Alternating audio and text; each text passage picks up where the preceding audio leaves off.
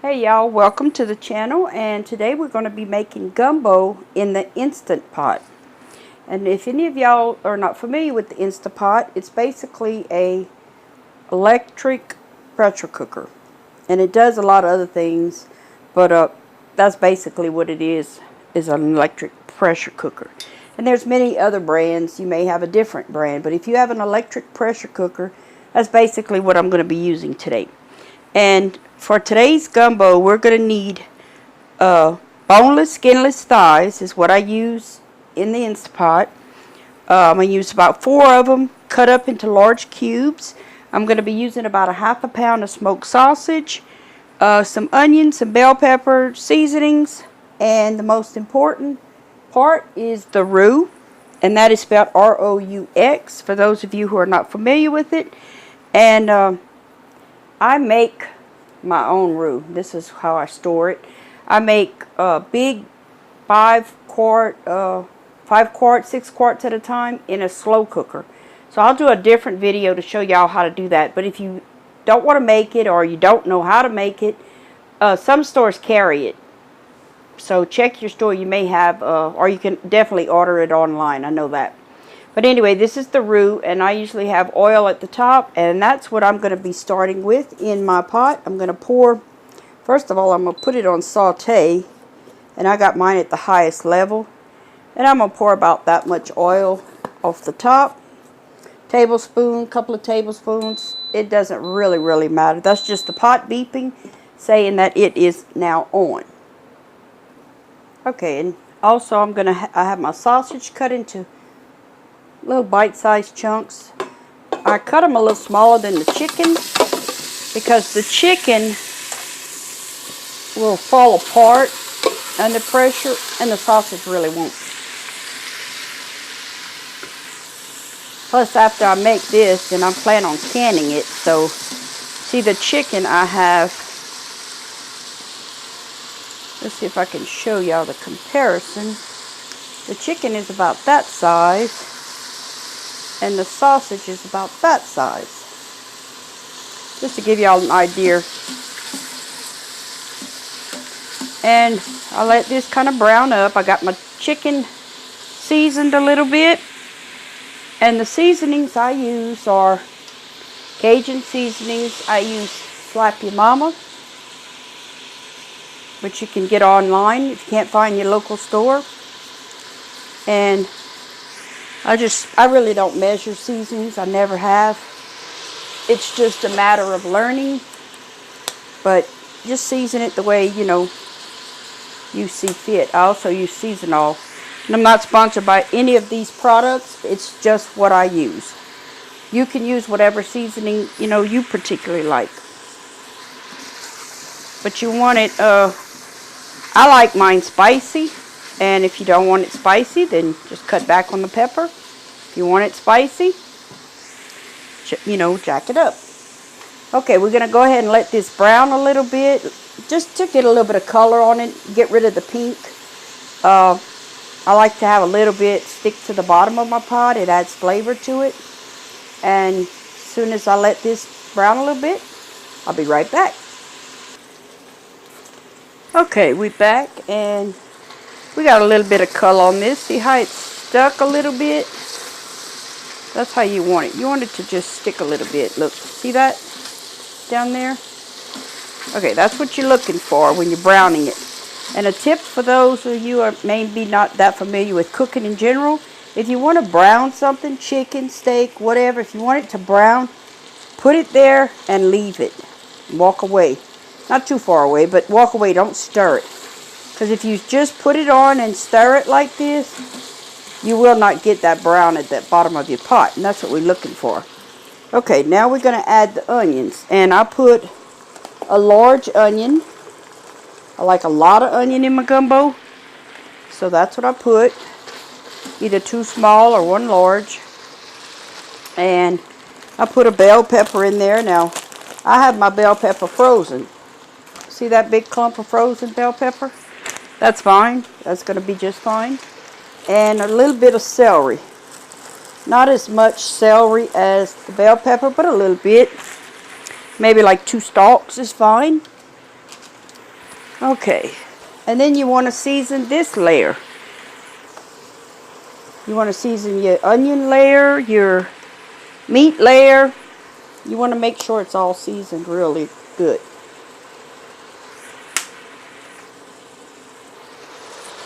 And I put a little bit of salt also, although you got to be careful because those have salt in those Cajun seasonings. Most of them have salt.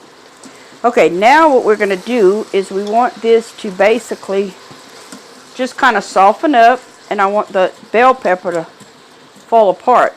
See, I got a silicone spatula here, and I just make sure it's on the bottom, chip away at it, stir it. It's gonna defrost. If you have fresh one, that's fine too. It really doesn't matter.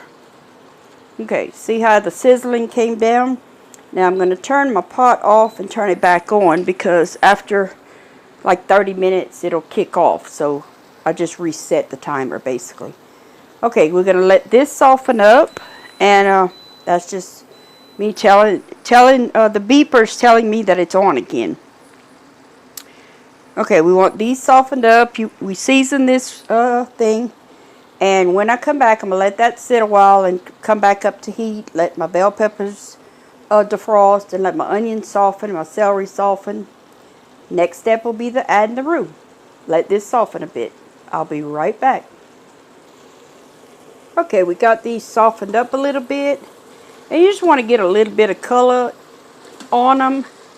I mean, I can't get much color on this pot because we're going to pressure cook it, so I don't want to cook this too much.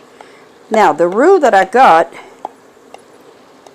is very, very thick, so I'm going to scoop it out of here and get it into this pot, and then I'll show it to y'all. Okay, we got a little bit of color on here. Next thing we're going to add is our roux. And don't let the roux scare you, but it's going to come out in big clumps. Just like that. In fact, it's pretty tricky to get out of a jar. So if you get it at the store, don't let it scare you. It's pretty thick. But basically all the roux is flour and oil cooked down until it's got this color on it.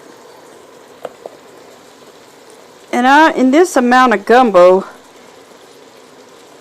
of course we judge it by eye, most cooks I know, but it's going to equal probably to about a half a pint. And basically I just let it melt down like this, being very careful not to burn it. Oh, my mom would have a fit banging that pot like that. That's why I like to use silicone with my Instant Pot, because I do not like it to be, I can tap on it and it doesn't harm it. But basically what you want to do is just melt down all that flour and oil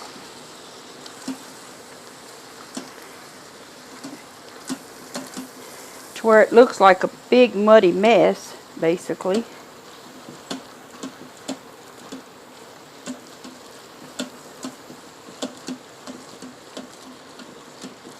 Okay, I'm going to add some more.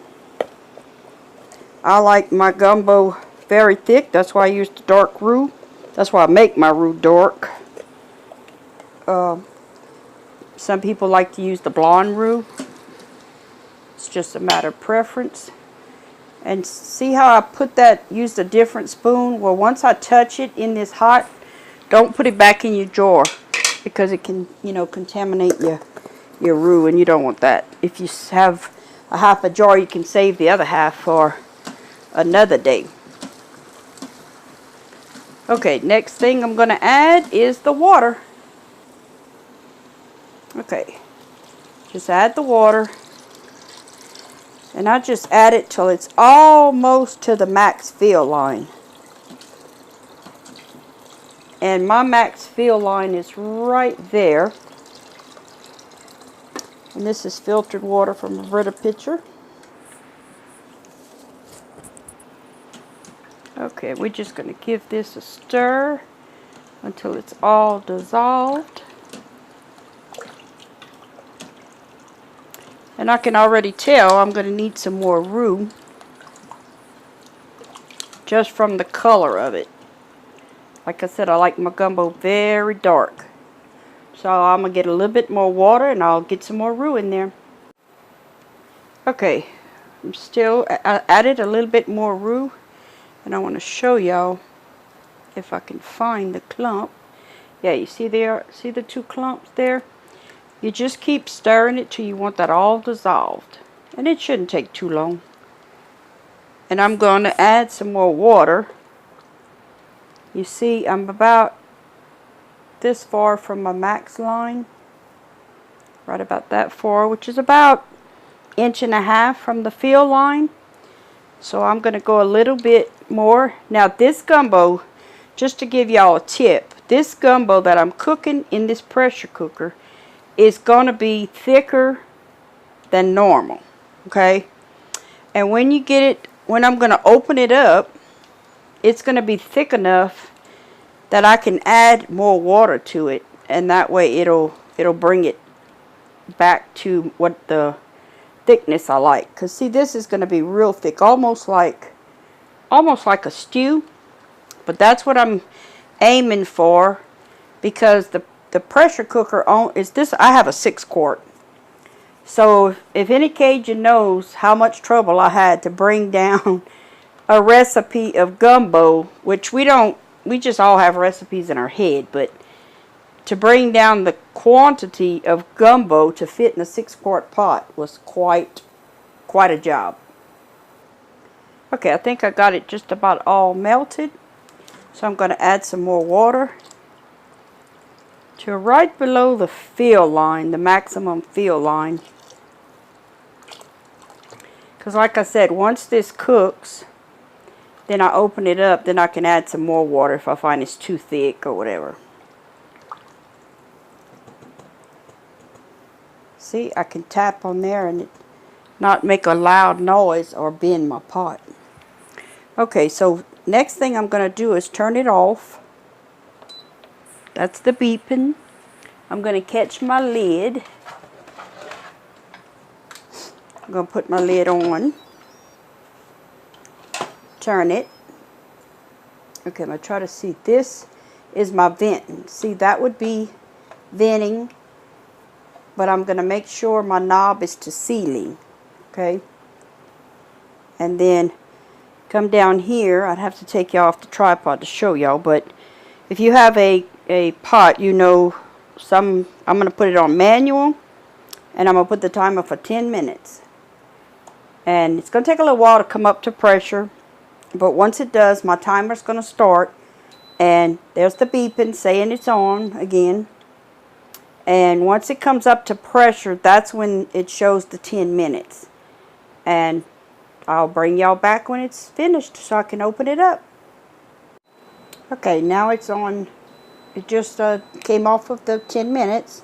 So now I'm going to let it sit for about another 10-15 minutes until I open up and release some of the pressure. This is called the natural release pressure. When you let it just sit, it goes to a low. You can't really see this. Let me see if I can turn off my light. Okay, you see how it's on low? And I'll let it sit, like I said, 10-15 minutes. And then we'll release the rest of the pressure and open it up. Okay, we got the timer done. And you're just going to hear the pressure being released. So I'm going to let the rest of that pressure out. We've let all the steam out of here, all the pressure out of it. And make sure it's come down. When you open your pot, make sure you open it away from you, because there's going to be some steam in there. And there it is. Let's see if I can get the camera straightened up again. There we go. Now y'all can see it. And there it is. Gumbo in the Instapot. See, and the reason why I do boneless in the Instapot, so that way it's all bite-sized chicken pieces. And when I do it on the stove, I always use bone-in, but I use boneless chicken thighs. I find that tastes the best, but if you like white meat, you can put that in there too. And there you have it. I hope you try this, and you know, if you fail at it the first time, don't be too hard on yourself. I've been doing this almost 40 years. I'm 54 years old, so I've been doing this a long time. And but you give it a try, and in no time at all, you'll get it. You might get it the first time around, and then you'll be able to enjoy gumbo just like every Cajun does.